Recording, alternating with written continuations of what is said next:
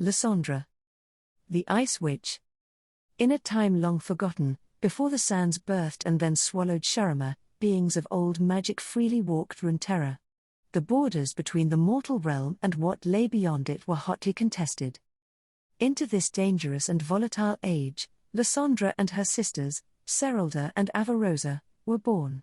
Each sought to harness the powers at war, and each paid a terrible price. Attempting to command the heavens above them, Serylda lost her voice to the first twilight. Avarosa faced the twisting dark beneath the world, and was deafened by its emptiness, waiting to consume all creation. It was Lissandra who stood against the wild magic of the mortal world itself. For this defiance, the savage claws of a primal god raked across her eyes, blinding her. Though each sister had lost a part of themselves, it was on the frozen fields of Lissandra's many battles that they were able to unite and prevail. Together, they were unstoppable. But even a bond of blood could only weather so much. With her sight taken, Lissandra chose instead to walk in dreams. As she navigated the fitful visions of those around her, she realized only she could see the darkness below for what it was. The lingering abyss promised not only an ending, but infinity. It was death, both dangerous and full of potential. Unknown to her sisters, Lissandra struck a deal on their behalf with the godlike entities she had communed with. The Watchers would grant them near immortality in exchange for preparing Runeterra for the coming of the Void.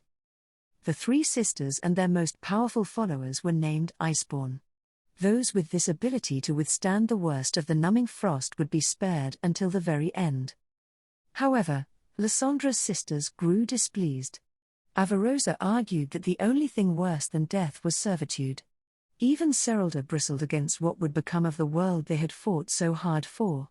Caught in the middle, Lissandra tried to soothe her sisters' concerns while appealing to the Watchers for more time, but the unknowable nothingness cared not for such platitudes. The void erupted into the mortal world in the far north, and with it, Lissandra's hidden allegiance to the Watchers became undeniable. In that moment, her only choices were to let all the world be consumed, or to give up what she cared for most. Lissandra sacrificed her sisters and the allies they had gathered, entombing the Watchers beneath a glacial barrier of magical ice that could never be melted. Lissandra soon discovered that even this elemental power was not enough. The monstrous beings she had frozen were merely slumbering, slowly tainting the true ice around them into something darker. Now, they wandered through Lissandra's dreams as easily as she had theirs, and always she would wake, terrified, professing her loyalty to the chilling eternity they promised. Ever the survivor, she gathered her remaining followers to venerate her and her departed sisters. If true ice would delay the inevitable end of all things, then they had to gather as much of it as they could find, and scour the frozen lands for any of Iceborn descent to join their cause. Lissandra and the first among her Frostguard did everything in their power to rewrite history, seizing all records of what had truly happened. And yet, rumors and prophecies persisted in myth and song. It was whispered that Avarosa and Serylda would one day return to unite the disparate tribes, and so Lissandra had any who were hailed as their reincarnations quietly killed.